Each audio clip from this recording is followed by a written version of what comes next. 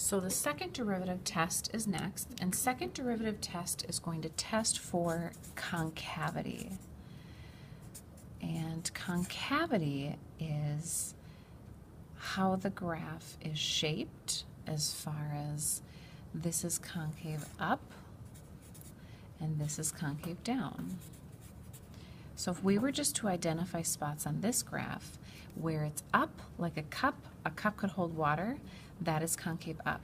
So from about here back this way, this part of the graph is concave up. All right, here's another cup, and that would be from about here up. There's another cup, so that's up. It's a cup because if you poured water in this part of the graph, it would just sit right here. Up, up. Now, where it's down is where you have an upside down cup, and that would be kind of here in the middle.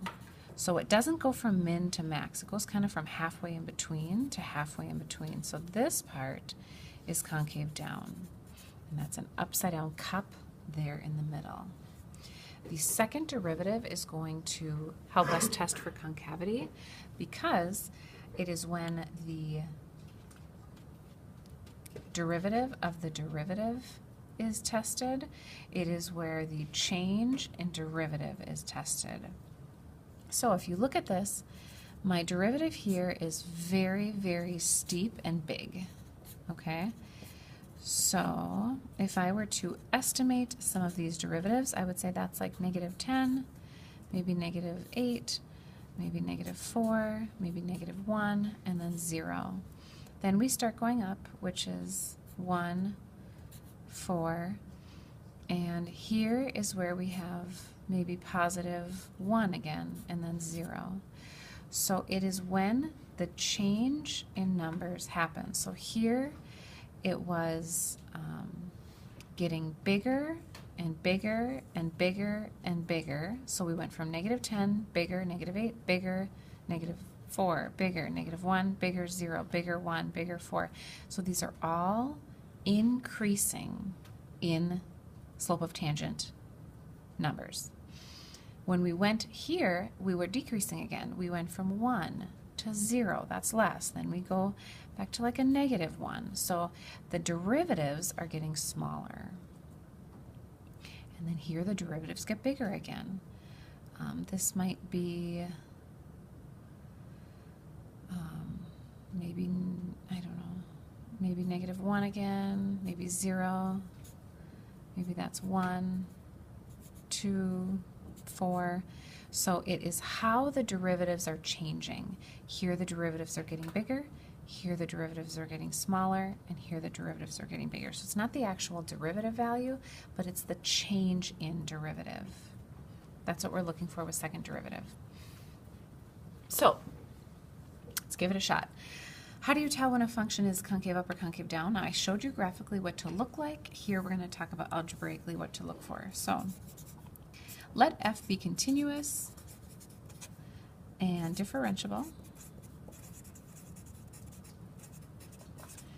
And if the second derivative is positive, okay, positive, if it's greater than 0, that means the second derivative is positive, it's getting bigger, then f is concave up. It means your picture is like up like a cup, okay? If the second derivative is below 0 or negative, then f is concave down. That's like an upside down cup, upside down. If the second derivative equals 0, because that's your other option, positive, negative, or equals 0.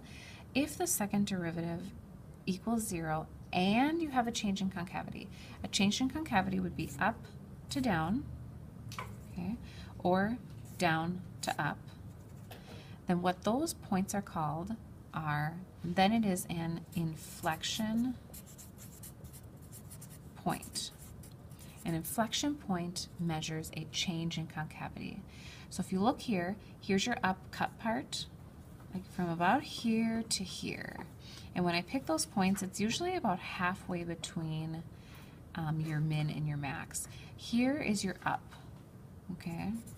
Here is down, and here is down. So these 2 points, because it changed concavity from down to up and up to down, those would be your inflection points.